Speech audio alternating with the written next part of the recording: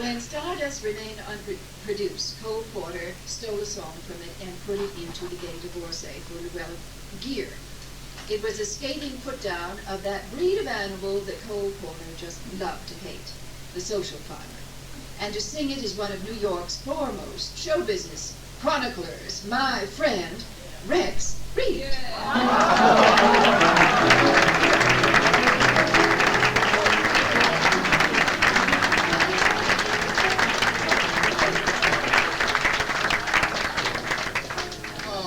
After all these voices, you're looking at the face of courage.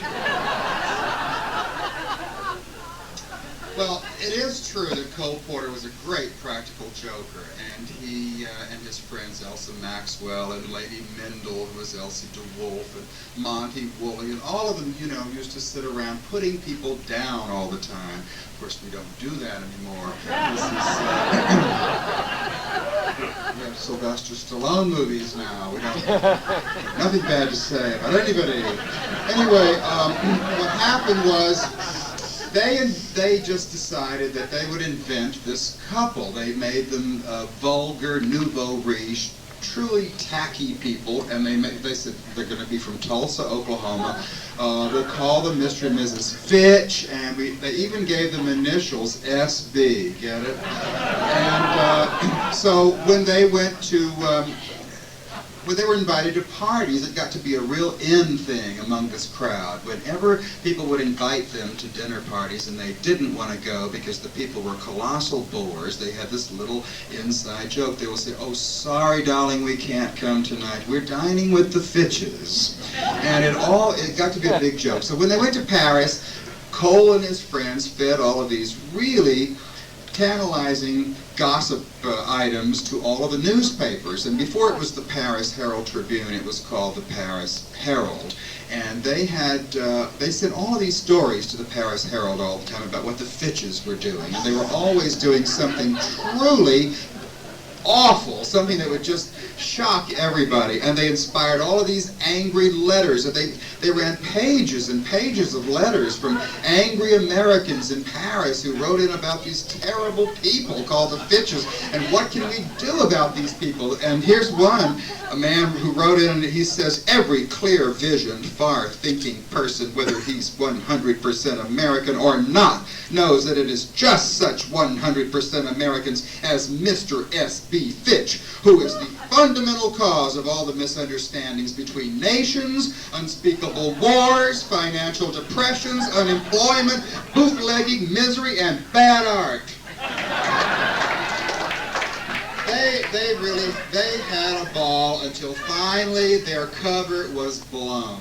And it was blown by the fact that one day Cole and his friends themselves read in the paper that Mr. and Mrs. S.B. Fitch of Tulsa, Oklahoma had been tragically killed in a car accident in Rome.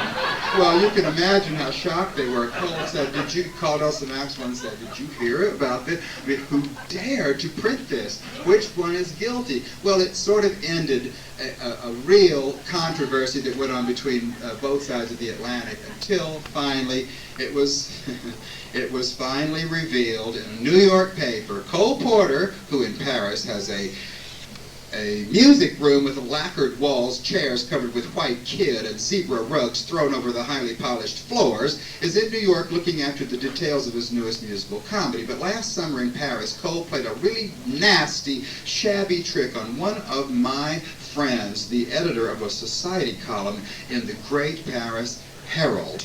And Walter Winchell told part of the story in one of his columns about how Cole had invented this family and called them Mr. and Mrs. S.B. Fitch. Then he proceeded to send reams of publicity to this society editor in question concerning all of their activities. The story spread all over the continent. Mr. Fitch even penned letters to the voice of the people under this phony name. Anyway, it goes on and on and on. It says, "It just so happens that the society editor in question once served as my secretary, and hearing this story about all these Fitches, I was determined to save my former secretary a lot of trouble and her job, because she had unsuspectingly printed all of this dribble that was sent in about these mythical people from Tulsa, Oklahoma.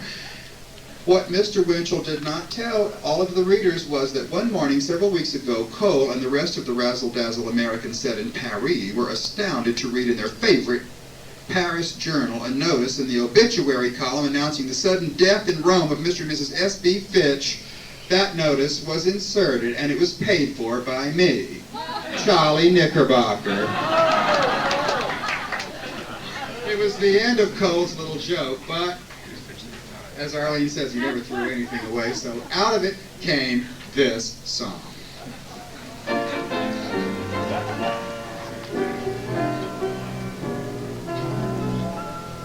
On a farm far from pleasant, no pair was more peasant than Mr. and Mrs. Fitch.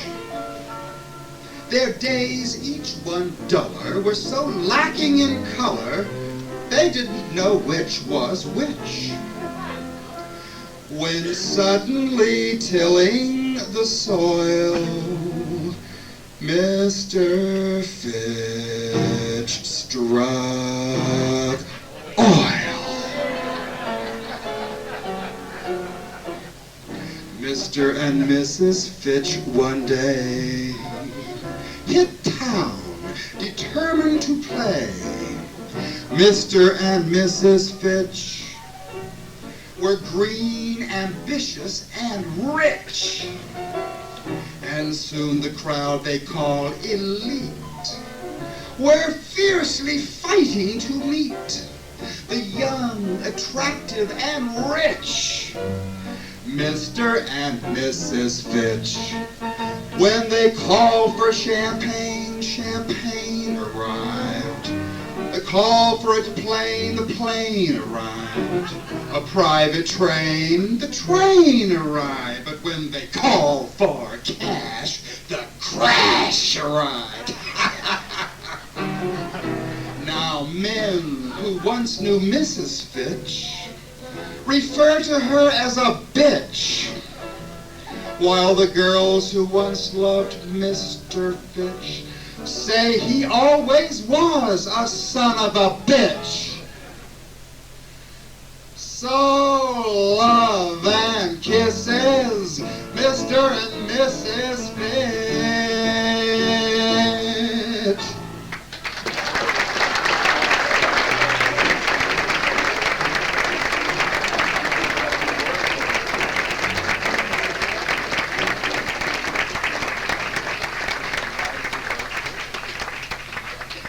Thank you, Rex. That was just fine. I think he identified with them, don't you?